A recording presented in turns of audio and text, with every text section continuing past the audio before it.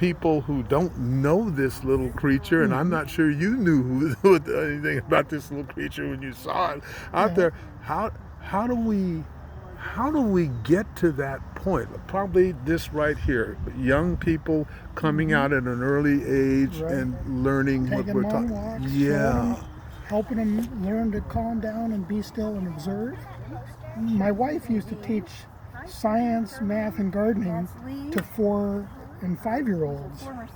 And she got those kids so excited and observant in their garden that they would come running in. There's a native bee. Oh. Well, little tiny thing. How do they recognize a native bee? Yeah. She gave them enough excitement and enough attention and showed them pictures that they would get all excited and come bring her to the garden. Yeah, and of course that's how everything. Even I have a little bit of a background for 7 years or so in recycling, and one of the things I observed is when the parents would come to recycling, they'd bring their kids.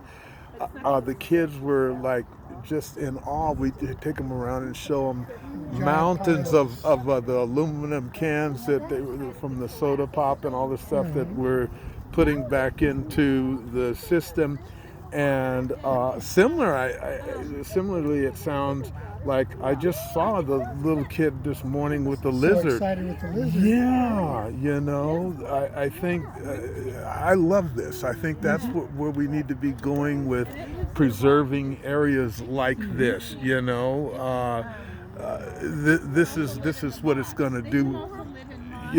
After we're gone, hopefully this kind of thing will still be here for people to enjoy for years. And so what is your connection specifically here? You're a poet, we were talking about earlier, so I can see for those of us who have the age level just to appreciate poetry and this sort of thing, but why are you connected to this effort here? Is this a personal effort, interest, or is it professional, This or both? is only my second visit to the site. Okay. I visited a few weeks ago when someone was leading a tour to a couple urban nature areas, and we happened to wander through it. Okay. Virginia here invited me to come on out for this event, and I got myself tangled up in poetry celebration and decided to offer a poetry walk out here in addition to what we're doing. And so our purpose is to wander around and get to know some of the plants and imagine plants that used to be here that we might bring back, working together with local schools and other folks to bring some of the wildflowers back, so that those little flies that I talked about might have a chance to live here again. Yeah. And if we can get critters like that to live here again with the wildflowers that they need, that will make more food for the lizards that one kid was so excited about. It'll make more food for all the birds that people love to hear singing when they come walking through. Yes.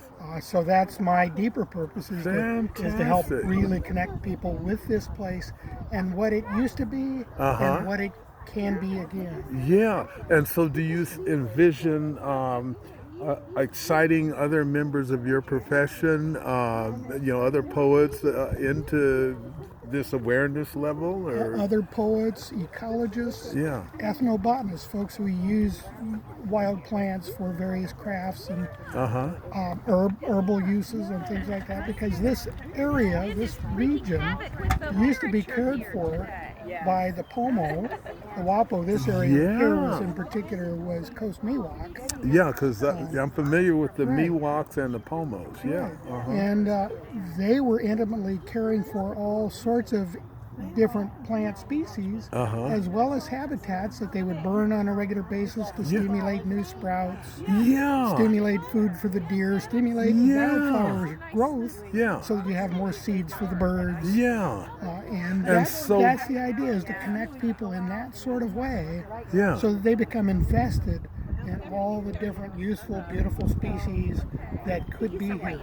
Yeah, and you mentioned an interesting point, because we're living in an area now we're prone to wildfire and that sort of thing, and we've had some devastations from 2017, 2018, further north, and also this whole community here. And I went to a discussion by CAL FIRE and some of the congressional representatives for our area here, and they mentioned that point about I think the governor is even moving in that direction of having some controlled burning of defensible space in areas where there's high density building going on and that type of thing.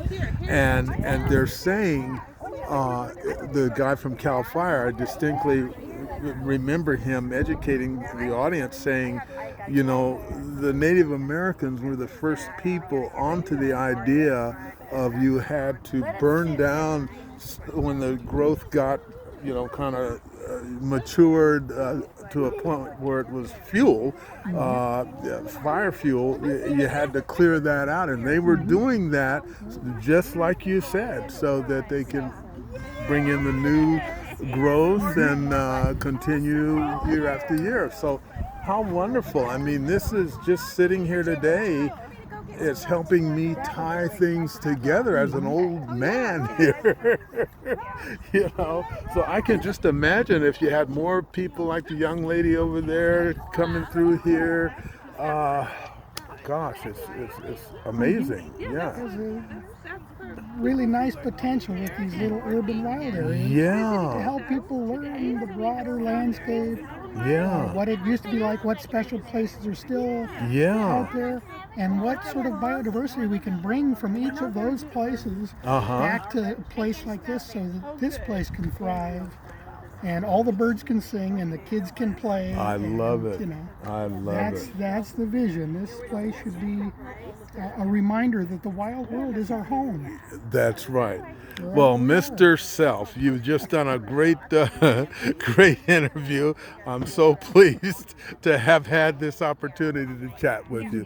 Thank you so much. All righty. Yeah, boy.